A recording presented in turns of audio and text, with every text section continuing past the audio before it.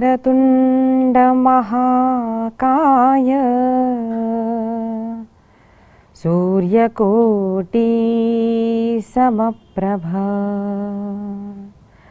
निर्विघ्नं कुरु मे देव सर्वकार्येषु सर्वदा।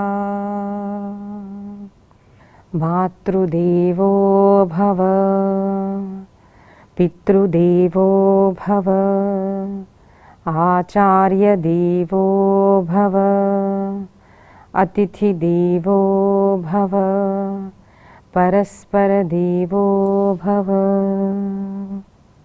जब हम कथा करते हैं तो कभी कभार हमें लगता है अरे मेरा तो अधिकार नहीं है।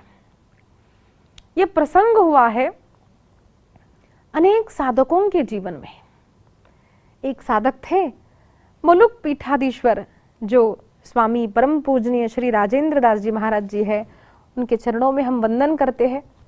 वैसे गुरुजनों का नाम नहीं लेना चाहिए, लेकिन कई लोगों को पता नहीं होते तो हम कहते हैं परम पूजनीय महाराज जी के श्रीमुख से हमने सुना कि उनके गुरुदेव जो है श्री परम पूजनीय गणेश दास जी महाराज एक बार लेटे हुए थे, रात्रि का समय था, तो एक साधक उनके पास आए।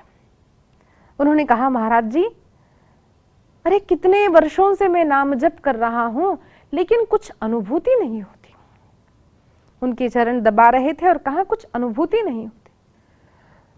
तो हमारे मलुक पीठाधीश्वर जी भी वहीं बैठे थे। उन्होंने कहा, तो हमारे गुरुदेव जी ने कहा कि अच्छा अनुभूति नहीं होती तो छोड़ दो नाम स्मरण करना। और जब ये बात सुनी उस साधक के आंखों में अश्रु आ गए। गुरुदेव ये आप कह क्या रहे हैं? अब ये नाम छूट नहीं सकता प्रभु, अब तो नाम प्राण के साथ ही जाएगा। तब उठकर बैठे और महाराज जी ने कहा, अरे जो मिलना चाहिए वो तो मिल ही गया। नाम का स्मरण, भगवान का स्मरण, भगवान की कथा, भगवान की भक्ति भगवान के लिए करनी चाहिए। अरे जब मेरा अधिकार होगा तब मैं कथा कहूंगी, जब मेरा अधिकार होगा तब मैं नाम स्मरण करूंगी। अगर हम ऐसा सोचे तो देखो कि कभी ये होगा ही नहीं। सिद्ध होने के बाद साधना नहीं, साधना करते करते जीव सिद्ध होता है। मलुक पीठाधीश्वर जी कहते, हम अपने गुरुदेव से जब ये कहते कि महाराज जी हमारे मन की दशा देखकर हमें लगता है हम कथा करने योग्य नहीं है, तो महाराज जी उनसे सदैव कहते, बेटा तुम साधना करते रहो, कथा करते रहो, धीरे धीरे तुम्हारा मन शुद्ध होगा, धीरे धीरे भगवान की भक्ति प्राप्त होगी। अरे भक्ति यूं ही नहीं मिलती है। भागवत में वर्णन आया है कि भगवान सब कुछ देते हैं, परम कृपालु दयालु है परमात्मा। लेकिन भगवान का भी एक गुण है जिसे साधारण भाषा में कहे तो हम दुर्गुण कहते हैं, लेकिन भगवान में एक ऐसा गुण है कि भगवान भक्ति देने में बड़े कंजूस है। राजा पतिर गुरुरलम तृतीय स्कंद में वर्णन आया है, भगवान सब कुछ देंगे, पृथ्वी का राज्य देंगे, अरे सारी संपत्ति देंगे, स्त्री सुख प्रदान करेंगे, लेकिन भक्ति देने में भगवान बड़े कंजूस हैं। बड़ी परीक्षा करते हैं भगवान। अनेक परीक्षाओं में जब हम सफल होते हैं तब हमारी परीक्षा के कारण नहीं, परीक्षा दे दे करके जब जीव थक जाता है, प्रभु मैं अपनी साधना से भक्ति नहीं प्राप्त कर सकता, अब कृपा एव ही केवलम, प्रभु आप कृपा करके मुझे भक्ति प्रदान करो। जीव कर करके जब थक जाता है, अब मैं नाचो धाक्यो बहुत गोपाल। जीव जब थक जाता है, काम क्रोध लोभ, अरे संसार में सबको तृप्त करने में लगा रहता है, काम भोगता है, सुख भोगता है। जब सब कुछ भोग करके मन अशांत होता है, भगवान से कहता है, नाथ अब मैं थक गया हूं, अब अपनी कृपा प्रदान करो, मुझे प्रेम प्रदान करो नाथ, इस संसार में सुख नहीं है। तब भगवान जब उस जीव की परीक्षा लेते हैं, उसका मन जब शुद्ध हो जाता है, भगवान की कृपा से उसे प्रथम सत्संग प्राप्त होता है। सत्संग की प्राप्ति के पश्चात उसका मन मनन करने लगता है, श्रवण करने लगता है, जब धीरे धीरे करके अंतःकरण शुद्ध होता है, तब भक्ति प्राप्त नहीं होती, तब भक्ति का आरंभ होता है, तब साधना का आरंभ होता है। तो ये सुलभ नहीं है, इसीलिए विष्णु सहस्त्रनाम में कहा जाता है भक्ति दुर्लभ है, भगवान दुर्लभ है, ये सहज नहीं मिलती। कब मिलेगी यह पता नहीं, किसी को एक क्षण लग सकता है, किसी को 10 मास लग सकते हैं, किसी को 100 वर्ष 1000 वर्ष भी बीत गए, भक्ति नहीं प्राप्त होती। ये निर्भर किस पर होता है? ये हमारे अंतरंग की जो व्याकुलता है उस पर निर्भर होता है। एक राजा गुरुदेव के पास जाता है, कहता है प्रभु मैं अनेक दिनों से भगवान का नाम जप करता हूं, मंत्र का अनुष्ठान करता हूं, लेकिन कोई अनुभूति नहीं होती। तो गुरुदेव ने कहा कल प्रातः संध्या जब मैं करूंगा गंगा जी में तब आ जाना।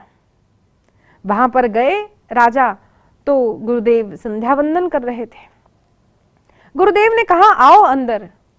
राजा ने जल में प्रवेश किया और कहा डुबकी लगाओ।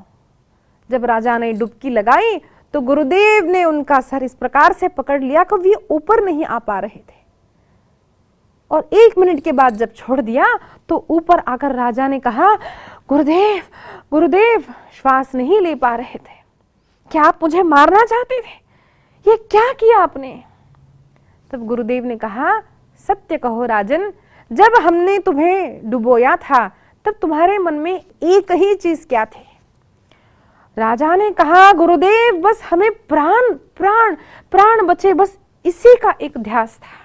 गुरुदेव ने कहा यही उत्तर है, केवल एक ही दिखना चाहिए, भगवान भगवान भगवान। जब भगवान एक ही मन में होगा, भगवान एक ही अपने जीवन के मध्य में होगा, संपूर्ण जीवन केंद्रित भगवान के लिए ही होगा, तब तुम्हें भक्ति की प्राप्ति होगी। अरे कितने दिन, कितने वर्ष, कितने समय नाम जप करने से भगवान की प्राप्ति होती है? तो एक ही संत उत्तर देते हैं, जब अब मैं नहीं रह सकता भगवान के सिवा, ये जब तन्मयता प्राप्त होती है तब भगवान की प्राप्ति होती है। वो व्याकुलता प्राप्त करने के लिए ही साधना करनी है। कितने दिन ये पता नहीं, भगवान पर विश्वास रखो, सद्गुरुदेव पर विश्वास रखो और नाम जप करते रहो, भगवान का स्मरण, भगवान का पूजन करते रहो। संत वाक्य है, अनेक संतों के जीवन हमें बताते हैं कि अरे जिसने भी भगवान की शरण ग्रही है उसे कभी पुनः दुख प्राप्त नहीं हुआ, वो कभी निराश नहीं हुआ, उसे अवश्य भगवान की प्राप्ति होती है। विश्वास रखो, धैर्य रखो, कभी साधना को छोड़ना नहीं है। अरे हर दिन हर क्षण परीक्षा का होता है, कभी नाम स्मरण छोड़ना नहीं है। इसीलिए जब हम साधन स्थिर करके, आसन स्थिर करके धीरे धीरे अभ्यासेन तु कौन्तेय, भगवान कृष्ण कहते हैं एवरीथिंग कम्स विथ प्रैक्टिस। मुझे बताइए, जब कोई लड़की हो तो पहले दिन अगर वो रोटी बनाने के लिए ले ले तो क्या आ जाती है? आता नहीं है। पहले तो अलग अलग नकाशे बनेंगे, कभी भारत बनेगा, कभी अफ्रीका बनेगा, फिर धीरे धीरे करके अच्छी एकदम से गोल रोटी बनेगी। पहले दिन नहीं बनती है। We have to practise. First comes sweat then comes beauty. पहले परिश्रम करना पड़ता है, अभ्यास करना पड़ता है, तभी किसी भी विद्या में हमें यश मिलता है। अरे ये तो साधना है, भगवान की भक्ति है, एक दिन में प्राप्त नहीं होगी। तो नारद जी महाराज ने अपना आसन स्थिर किया, शुचिर्भूत हुए। हमारे यहाँ पर शुचि का बड़ा महत्व है, जो हमने कोविड यानी कोरोना के टाइम पे भी देखा। अब जो लोग स्वच्छता को तो मानते हैं, लेकिन जो शुचिर्भूतता है कि यहाँ पर छूना नहीं है, जो मासिक धर्म में छूना नहीं है, इसको जो लोग कहते हैं कि ये अंधविश्वास है, ये अंधविश्वास नहीं है। इसके अनेक कारण हैं। अब समय ज़्यादा नहीं है, हम तो इसको विस्तार से नहीं कहेंगे, लेकिन हमारा शास्त्र में नित्य प्रति कहती हूँ, हर प्रवचन में कहती हूँ, हर शास्त्रों से मैंने यही पाया है कि सनातन धर्म कोई इज्म नहीं है, ये जाति नहीं है, ये कोई पंथ नहीं है। It is a law book जो हमें सिखाता है कि क्या करना चाहिए, क्या नहीं करना चाहिए, जिससे मानव मात्र सुखी हो जाए। स्वस्थ हो जाए और संपूर्ण सृष्टि आनंद के साथ जीने लगे। इसके लिए जो गाइडलाइंस दिए हैं, मैं तो कहती हूँ इट्स अ लॉ बुक। जो सनातन धर्म है, जो वेद है, जो भी इसका पालन करेगा उसका मन शुद्ध हो जाएगा, उसका जीवन शुद्ध हो जाएगा, सारी दिनचर्या उसकी बदल जाएगी, मानसिक स्थिति बदल जाएगी। यही सनातन धर्म है।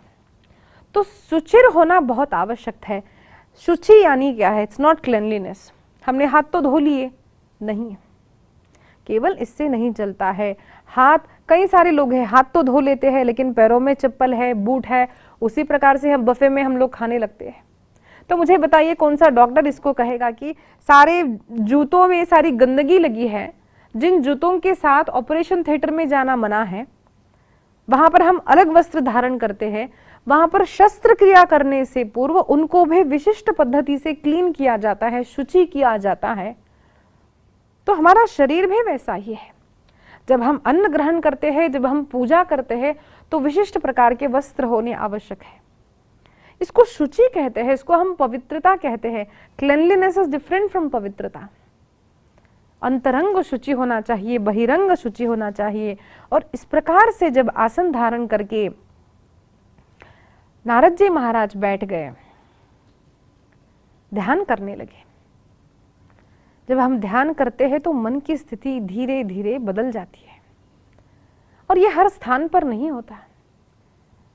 कहीं कहीं हम किसी घर में जाते हैं तो अच्छा लगता है, किसी के घर में अच्छा नहीं लगता। कोई स्थान होता है हमें लगता है बस कुछ नहीं है यहाँ पर, लेकिन शांति है। तो जब शिवाजी महाराज भारत भ्रमण की यात्रा पर गए, अनेक लोग उनके साथ थे। जब वे श्रीशैल क्षेत्र में पहुंचे तब वो वातावरण, वो परिस्थिति देखी, वो रम्य वातावरण मन को शांत करने वाला था। तब उन्होंने कहा, अरे आप सब चले जाइए, मैं यहीं पर रहूंगा। न मुझे राज्य चाहिए, न मुझे कुछ चाहिए, बस मैं यही रहना चाहता हूं। स्थान स्थान का महत्व होता है, इसीलिए ये तीर्थ है, ये क्षेत्र है, इनका महात्म्य भिन्न होता है। हम पिछले वर्ष जब वृंदावन गए थे तो हम अपनी एक अनुभूति आपको बताते हैं कि जब हम वृंदावन में थे, बरसाना गए, तो इतना शांति का अनुभव हो रहा था। और वृंदावन की यात्रा परिपूर्ण हुई, अब हमें घर वापस आना था। मन तो कह रहा था कि वहीं पर रुक जाए, लेकिन कार्य है, कथा करनी है। तो जब हम गाड़ी से उस जो कमान होती है वहां पर, वृंदावन जो परिपूर्ण हुई सीमा, उसके बाहर आते ही जैसे ही वो प्रांत आरंभ हुआ, वहां पर अनुभूति होने लगी कि अरे वृंदावन में जब हम थे तो वो अनुभूति अलग है, और वृंदावन के बाहर आते ही अनुभूति अलग है। सारे क्षेत्र समान नहीं होते, ये तो केवल अनुभूति का विषय है। स्थान स्थान का महत्व है। तो इस प्रकार से जब नारद जी उस स्थान पर बैठे, उनकी सहज समाधि लग गई है। नारद जी ने भगवान का ध्यान किया। तत्र श्रमो महादिव्यो नाना शोभा समन्वितः तपोर्थम सययौ तत्र नारदो दिव्य दर्शनः। उसी प्रांत के आसपास गंगा जी बहती थी। अत्यंत शांत रम्य वातावरण, नारद जी का ध्यान लग गया। गुरुदेव कहते हैं, संत कहते हैं, शास्त्र कहते हैं कि मध्य मध्य में अगर जीव एकांत साधना नहीं करता, तपश्चर्या नहीं करता, तो जीवन का क्षरण अवश्य होगा। बीच बीच में क्षेत्र में जाए, तीर्थ क्षेत्र में रहे, साधारण वेश में रहे। हमारा तो एक अभ्यास है। अब हम जो करते हैं वो हम आपको बताते हैं। कई सारे साधु संत हैं, खान पान का भी बहुत महत्व रखते हैं, उपवास करते हैं। अब मैं तो नहीं कर सकती, तो मैं जो करती हूँ वो मैं आपको बोलती हूँ उसकी अनुभूति, कि जब भी हम क्षेत्र जाते हैं मैं प्रयत्न करती हूँ कि अपने पादत्राण पहनूं नहीं, पैरों में कुछ पहनूं नहीं। अब कई बार ऐसा लोग बोलते भी है कि दीदी सब गंदगी है नीचे, लेकिन हम सत्य में आपको बताते हैं। हम शहर में पले बड़े हैं, तो लोगों को लगता है शहरों में रहने वाली लड़की ये कैसे रहती है। ये हमने जानबूझकर किया नहीं है, ये हमें अनुभूति हुई जब हमने शास्त्रों में श्रवण किया कि कई सारे साधु संत तीर्थों में नंगे पैर चलते थे। आज भी ऐसे साधु संत है, ऋषि है जो वहां पर आते हैं, जिन्हें मेरे जैसा साधारण जीव पहचान नहीं सकता। अरे मैं उनके चरण स्पर्श नहीं कर सकती, तो वो जिस धूली पर चलते हैं उस धूली को मेरे चरणों का स्पर्श हो जाए, मेरे शरीर का स्पर्श हो जाए और मेरा जीवन धन्य हो जाए। इस बात से मैंने ये करना जब आरंभ किया तो मेरे जीवन में ये अनुभव आया कि कभी नीचे गंदगी हमें अनुभव होती नहीं। कैसा भी क्षेत्र हो, वहां पर हमें मिट्टी, धूल आदि नहीं दिखता। हमें बस यही लगता है कि इसमें कहीं कहीं वो कण है जहां पर ऋषि, साधु, संत चलते हैं। ये भी एक तपश्चर्या है। साधारण वस्त्र धारण करके जब हम भगवान का चिंतन करते हैं, क्षेत्रों में जाकर के हमें सावधान रहना है कि वहां पर हमसे कोई कायिक, वाचिक, मानसिक पाप न हो जाए। हमें सावधानी से भगवान का स्मरण करना है, क्योंकि क्षेत्रों में, तीर्थों में किया हुआ पुण्य अत्यधिक फल देने वाला है और उसी प्रकार से क्षेत्रों में, तीर्थों में हुआ पाप अत्यधिक पाप को भी देता है। इसलिए सावधान रहना है और साधना करनी है। एक दिन रहे, 2 दिन रहे, और साधना के पश्चात अनुभूति होती है। तो इसी प्रकार से वहां पर सुंदर स्थान में जब नारद जी महाराज साधना करने लगे तो कुछ दिन तक तो सब ठीक रहा, लेकिन जब इंद्र को पता चला तो इंद्र इनसिक्योर हो गया। इंद्र को लगा मेरी कुर्सी, मेरी पदवी कदाचित चली जाए। वो डर गया और उसने अपनी सेना को बुलाया, कामदेव, रति, अप्सरा, बसंत सभी को बुलाया और उसने कहा कि जाओ, नारद जी जहां पर तपश्चर्या कर रहे हैं उनका तपोभंग कर दो। सुंदर वसंत ऋतु का निर्माण हुआ। रति, कामदेव, सारी अप्सराएं वहां पर आई, नृत्य करने लगी, सुंदर गायन होने लगा, सुंदर नृत्य होने लगा। लेकिन कितना भी प्रयत्न करने पर भी नारद जी का मन विचलित नहीं हुआ। अत्यंत शांत नारद जी नमः शिवाय का ध्यान करने लगे, भगवान के ध्यान में रम गए। कोई भी परिणाम नहीं हुआ। पुनः पुनः प्रयत्न किया, ट्राइड एंड रीट्राइड, कुछ नहीं हुआ। तब भय के कारण उन अप्सराओं ने, रति, कामदेव ने भगवान की, नारद जी की क्षमा याचना की और वहां से चले गए। नारद जी ने भी क्षमा कर दिया।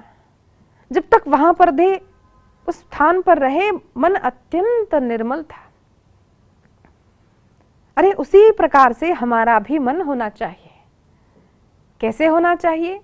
जैसे शिवलिंग पर कभी जल चढ़ाया, दूध चढ़ाया, फूल चढ़ाए, धतूरा चढ़ाया, बिल्व चढ़ाया, फिर पानी चढ़ाया, सारा का सारा नीचे आकर के जिस प्रकार से लिंग हो जाता है भगवान शिव जी का लिंग, उसी प्रकार से हमारा आत्मलिंग भी होना चाहिए। कोई अपमान करता है, कोई स्तुति करता है, कोई अच्छा बोलता है, कोई बुरा बोलता है, कोई बिना कारण झगड़ा करता है, कुछ भी हो जाता है संसार में, हमारा मन निश्चल रहे। और देखिए, ये एक बात से नहीं होता। हमने कई वर्षों पूर्व जब हमारे गुरुदेव के श्रीमुख से कथा सुनी थी, एकनाथी भागवत, महाराष्ट्र के ढालेगांव में, तब हमें सारी कथा वैसे तो याद नहीं, एक प्रसंग बड़ा मन में लग गया था कि गुरुदेव ने कहा, देखो जिसको साधना करनी है ना, जीवन के हर मनुष्य को प्रणाम करना आरंभ करो। सभी को, छोटा हो, बड़ा हो, ऊंचा हो, नीचा हो, स्त्री हो, पुरुष हो, सभी को प्रणाम करो। इतना ही नहीं, पशु और प्राणी को भी आप प्रणाम करो। लज्जा आती हो ना, तो किसी गली में जाओ, देखो कि आसपास कोई नहीं है और कोई गधा दिखे, उसको साष्टांग दंडवत प्रणाम करो। एक दिन में नहीं हो सकता ये। अब देखो, साधारण लोगों की स्थिति ये होती है कि भगवान को 4 लोगों के सामने प्रणाम भी करना हो ना, तो उसको लगता है पता नहीं लोग मेरे विषय में क्या सोचेंगे, तो लोग प्रणाम भी नहीं करते, बस कोई देखे नहीं इसको ऐसे ऐसे कर लेते बस। अरे हम भगवान को प्रणाम करने में भी लज्जा को महसूस करते हैं, तो लोगों को प्रणाम करना तो बहुत दूर ही रहा। पूर्व की सभ्यता संस्कृति ये रही कि जब हम अपने बड़ों से मिलते हैं, साधु संतों से मिलते हैं, ब्राह्मणों से मिलते हैं, तो हमें उन्हें प्रणाम करना चाहिए, नतमस्तक होना चाहिए, प्रणाम करना चाहिए, तब हमें आशीर्वाद मिलता है। लेकिन आज की तो वो पद्धति रही नहीं। कोई कोई तो साधु संतों को भी दूर से कहता है, महाराज जी 2 हाथ नहीं 1 हाथ से। प्रणाम अलग होता है। प्रणाम करके देखिए आपके मन की भावना कितनी शुद्ध, अपने आप को आपको शांत लगेगा। किसी के बड़ों के सामने प्रणाम करना, साधु संतों को, ब्राह्मणों को प्रणाम करना। अपने बच्चों को भी बचपन से जब हम ये अभ्यास कराते हैं तो बच्चे बड़े होकर के प्रणाम करना आरंभ करेंगे। नहीं तो बचपन से कभी अभ्यास नहीं कराया तो बड़े होने के बाद उनको कुछ विचित्र लगेगा कि हम प्रणाम क्यों करें, अरे मैं तो कुछ बन चुका हूं। ये मैं बनने से पहले ही बच्चों को बचपन से ही अभ्यास कराना चाहिए कि साधु संतों को प्रणाम करो। अपने घर में जो बड़े हैं, दादा दादी, चाचा ताऊ ताई, जो बड़े हैं उनको प्रणाम करो। कई बार ऐसा होता है कि लोग बोलते हैं, देखो हमारे चाचा तो हमारा अच्छा सुनते नहीं, ये जो व्यक्ति है हमारे घर का, उनका भाव हमारे प्रति अच्छा नहीं, हम नहीं प्रणाम करते। हमें महाभारत का एक प्रसंग याद आता है। कौरव और पांडवों का जब युद्ध होने वाला था तो अर्जुन जब शिथिल हो गया, डर गया कि अब मैं युद्ध नहीं करूंगा, तो भगवान श्री कृष्ण ने भगवत गीता कही। ये प्रसंग होने के पश्चात जब सभी तैयार है युद्ध के लिए, तब सभी देखते हैं कि धर्मराज जो है वो कहते हैं रुको। अब सबको लगता है कि अभी तक तो अर्जुन, अब क्या होने वाला है। और सभी ने देखा कि वो अपने रथ से उतरे और कौरव सेना की ओर जाने लगे।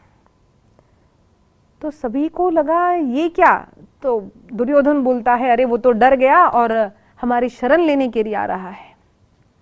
सभी अपने अपने मन के अनुसार बात करते हैं। तो धर्मराज जी जो है वो चल करके उनके पास आते हैं, जो उनके गुरुजी है, जो उनके दादाजी है।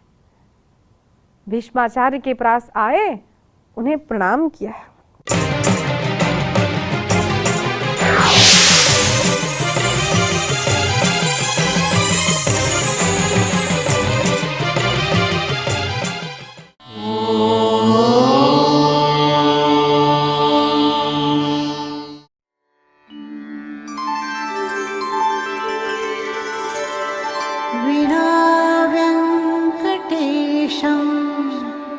ननाथो ननाथः सदा वेङ्कटेशं स्मरामि स्मरामि।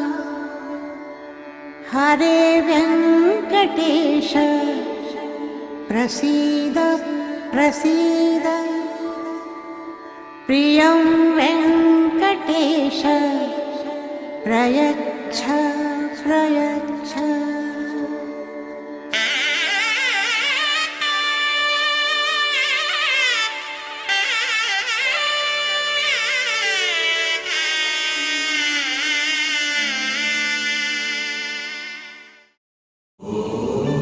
नमो